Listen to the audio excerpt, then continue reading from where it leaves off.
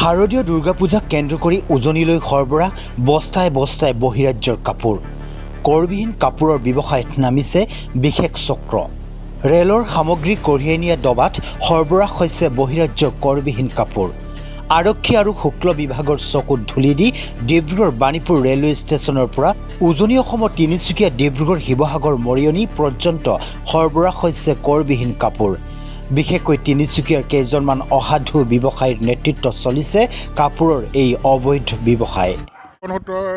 খবৰ পালোঁ যে ইয়াত অবৈধভাৱে বহিৰাজ্যৰ পৰা আপোনাৰ কৰ ফাঁকি দি আপোনাৰ বহুত ধৰণৰ কাপোৰ সামগ্ৰী আহিছে, যিটো ডিব্ৰুগড় আমাৰ বাণীপুৰ ৰেল ষ্টেচনত বৰ্তমান আমি দেখা পালোঁ। আৰু দেখাৰ পোৱাৰ পিছত আমি গম পাইছোঁ যে ইয়াত কৰ ফাঁকি দি আনিছে আৰু সৰু সৰু গাড়ী দি এইবিলাক মানে কোনো কৰ নিদিয়াকৈ তেখেতলোকে তিনিচুকীয়ালৈ সৰবৰাহ কৰিবলৈ গোপনে তেখেতলোকে মানে যা যোগাৰ কৰা বুলি আমি খবৰ পালোঁ। আহি আমি এতিয়া বৰ্তমান বাণীপুৰ ৰেল ষ্টেচনত আহি সেই আমি যিখিনি সামগ্ৰী আনিছিলে আমি বৰ্তমান তেখেতলোকক আবদ্ধ কৰি ৰাখিছোঁ।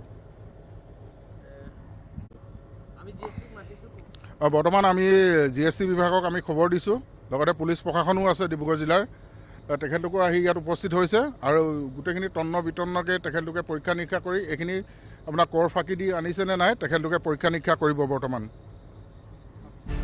উল্লেখ্য যে কিছুদিনৰ পূৰ্বে বহিৰাজ্যৰ পৰা ৰেলেৰে কঢ়িয়াই অনা চালানবিহীন বৃহৎ পৰিমাণৰ কাপোৰ তিনিচুকীয়াত জব্দ কৰিছিল আৰক্ষীয়ে। তিনিচুকীয়া আৰক্ষীসহ বিভাগীয় কৰ্তৃপক্ষৰ ৰঙা চকুত ঢেউ মানি এতিয়া দুষ্ট চক্ৰই ডিব্ৰুগড় বাণীপুৰ আৰু ধমলগাঁও ৰেলৱে ষ্টেচনক লক্ষ্য কৰি লৈছে চক্ৰটোৱে। ডিব্ৰুগড় বাণীপুৰ ৰেলৱে ষ্টেচনত ডিব্ৰুগড় হাওৰা কামৰূপ এক্সপ্ৰেছৰ জৰিয়তে দুটা ডবা ভৰ্তি বৃহৎ সংখ্যক কাপোৰ কিদৰে অনা হৈছে চাওক এই দৃশ্য।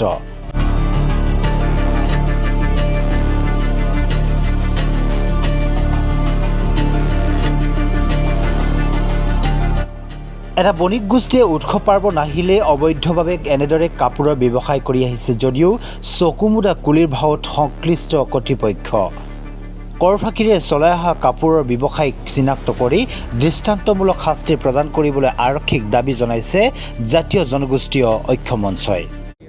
নাই, আচলতে বিশেষ সূত্ৰে এটা আমি খবৰ পাওঁ, বহুত দিনৰ পৰা আমি আচলতে খবৰবিলাক পাই আছোঁ যে ডিব্ৰুগড় আমাৰ যিটো মহানগৰ হ'ল, এই মহানগৰতে আচলতে ডিব্ৰুগড়ৰ যিখিনি ব্যৱসায় আছে এই ব্যৱসায়বিলাকে কৰ ফাঁকি দি কিবা সামগ্ৰী তেওঁলোকে আনে নেকি সেইবিলাক বিষয়বিলাক আছে।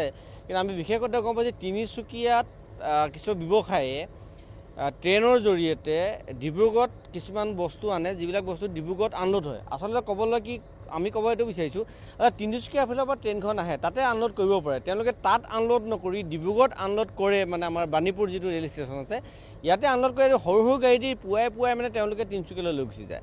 এই বিষয়টো অতি গুৰুত্বপূৰ্ণ আৰু এটা ৰহস্যজনক হিচাপে আমি বিবেচনা কৰিছোঁ। যদি তিনিচুকীয়াৰ বস্তুবিলাক তিনিচুকীয়াত ননমাই ডিব্ৰুগড়লৈ কিয় আনে তেওঁলোকে?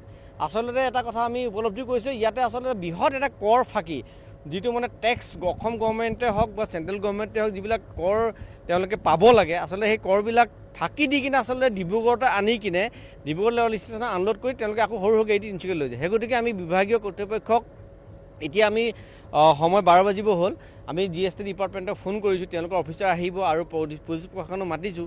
তেওঁলোকে আহি আচলতে তন্নকৈ আচলতে পৰীক্ষা কৰক আচলতে এই বস্তুবিলাক সঁচা অৰ্থত লিগেলাইজেশ্যন হৈছে না আনলিগেল, তেওঁলোকে কিবা অসাধু ব্যৱসায় চক্ৰই ব্যৱসায়বিলাক কৰ ফাঁকি দি আচলতে অসম চৰকাৰক এটা অসমৰ যিটো আজি বিত্তীয় যিটো সমস্যা এই সমস্যাবিলাক কিয় উদ্ভৱ হৈছে।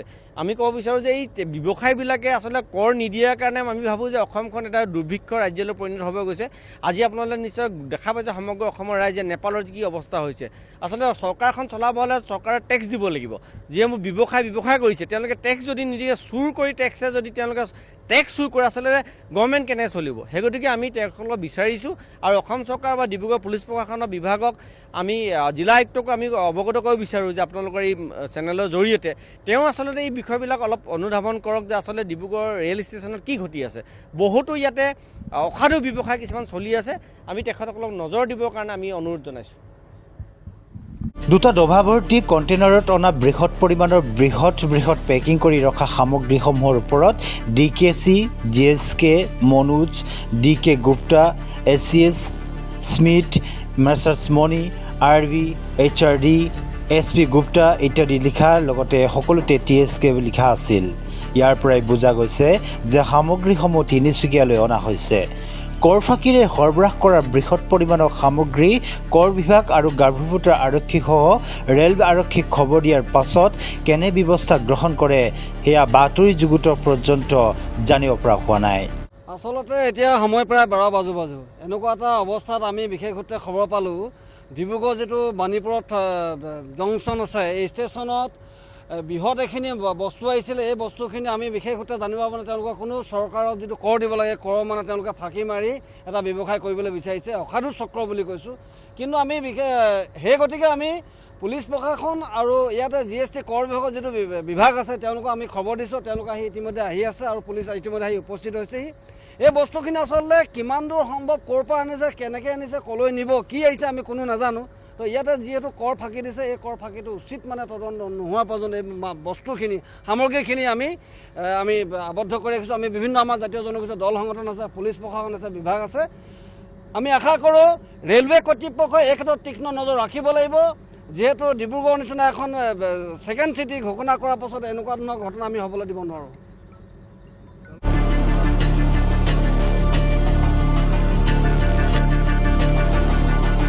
News desk report, sign on.